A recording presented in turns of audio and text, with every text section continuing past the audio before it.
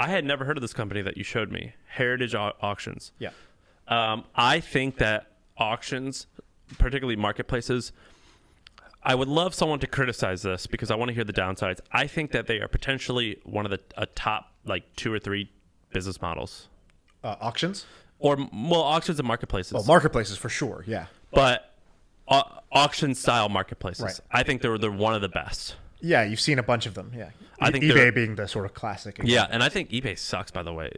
Someone's totally going to crush them. I mean, they're going to be dead. Not dead, but... Somebody told me, this is half information. Somebody told me eBay has had like a revival, and they don't do the auction stuff as much anymore. They're all like, it's basically Amazon-ish. Yeah, I retail. fucking hate it. I hate it. But somebody said that their numbers have turned around. I don't know if that's true. Well, they're a behemoth. They're not going anywhere anytime soon. I mean, they're like Google. Like, you're like, oh, well, they're sucking. Like, okay. I mean, they're going to last for another 50 years at least. Yeah. So anyway, I love auctions. I love niche auctions. And Heritage, which you pointed out, they do that. You got that pulled up, Henry, and you can pull it up on your phone. So they did $800 million in sales. So it's not on the screen. So let's look at their top categories. Do you have it on your phone? Yeah, I still have it. So coins, I think, was their top, right? Yeah. So they do, I think, $300 million in currency. Right. Okay, but look at some of the more interesting ones. Movie posters, $10 million in sales. What was comics? Comics is on there. Yeah, let me just pull it up.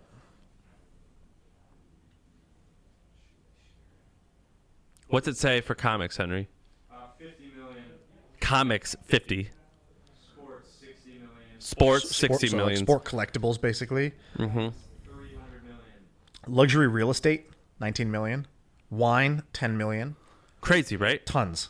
Crazy. And here's what I like about it. Dude, this is a big idea. We talk a lot. In fact, I have a pet peeve. We talk a lot about these like small little business arbitrages, hacks, little businesses. This would be a big company if you could get this right. And so I love marketplaces and I love auctions. I love auctions because there's a time component to it. Yeah. And that urgency makes you buy more. And what I think is even better, and so for Heritage Auctions, I think roughly half of their sales, of their $800 million sales, are online, and the other half are in person. You want to know another in-person auction that's doing wonderfully? Which one? Barrett Jackson. Have you heard of Barrett Jackson? No, what is that? So Barrett Jackson is based in Arizona, is bootstrapped, owned by one guy. Is that his name? Barrett. Maybe. Barrett is dead. Jackson is alive. Okay. Or it could be the other way around. One of them is dead. But what they do is they actually have they put this on TV all the time. I watch it all the time. What they do is sell cars, so classic cars. Right. Not all classic cars, but just like rare or like interesting cars. You could buy like a $10,000 car there, but so they'll have a car on and they'll say like, this Ferrari, there was only 500 of them. It sells for $200,000, and they show it, and you're like, oh, awesome, that sale just happened in 3 minutes. That was great. And so they do, I believe, 68 shows a year, and they make hundreds of millions of dollars in revenue. Yeah. It's a huge business, and I love that. And so another one is Bring a Trailer. They do cars as well. And the guy who started Bring a Trailer also started Mailbox, Gentry Underwood. So he's like which he sold to Dropbox. Right. And so I like these auction places. And first of all, I like niche auctions. So I like watches, anything that's niche. But what is another, and I have one idea. What's a current marketplace that's very illiquid and hard to sell, and you wish that it could go way faster? Houses is one. Luxury houses, Okay. which they put on here because it takes a while to sell a house in general, and so Open Doors trying to make that instant as a market, as a real estate company, not as much as an auction. I have a friend who did this with sneakers. People are doing that now. I think it's working well. He did it as a 90-minute auction. So he would say, the sneaker goes live, it's 90 minutes, and we're going to get you your guaranteed price. They basically offer the seller, they're like, we will buy it at this price if the auction doesn't go higher. So if you agree to that, you start the process, and it's 90 minutes. What else? I don't know. What else you got? Small businesses. Okay, just flip my business. And this is maybe would just fall flat. This is one of those, it could be amazing or it would just be horribly idea. But if I were Quiet Light Brokerage, who sponsors this, or if I were another brokerage, I would 100% have an event and try to gather 1,000 people, and we're going to auction off these businesses.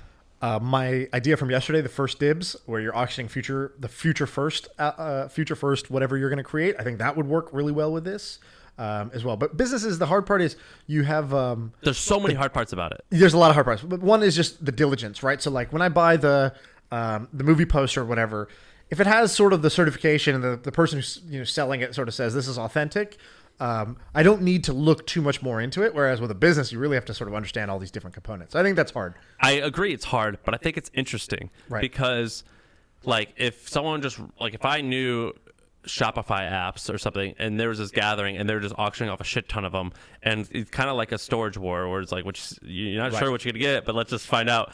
Like it could be fun to gamble tens of thousands of dollars. Yeah, just storage units. That would be interesting. Like a mystery box, basically, that you're buying. Well, fuck yeah, actually. That would be Storage- really that would be really fun and interesting. It'd have to be cheap enough. That's just interesting. junk. Is someone doing storage unit like Blind auctions. yeah. Yeah. Surely they have to be, right? I don't know, but you could tie some of these ideas together, right? So like what HQ showed, where they did basically, they took a traditional TV show and turned it into a live streaming mobile app, where the game shows on your phone. This is the future of TV. Like you can do a QVC, or I don't know what show you talked about you watched the auctions on, but like you Well, could that's Barrett Jackson, but there's another one called you could turn these into mobile live streamed shows, and you could essentially sell these all through you could take.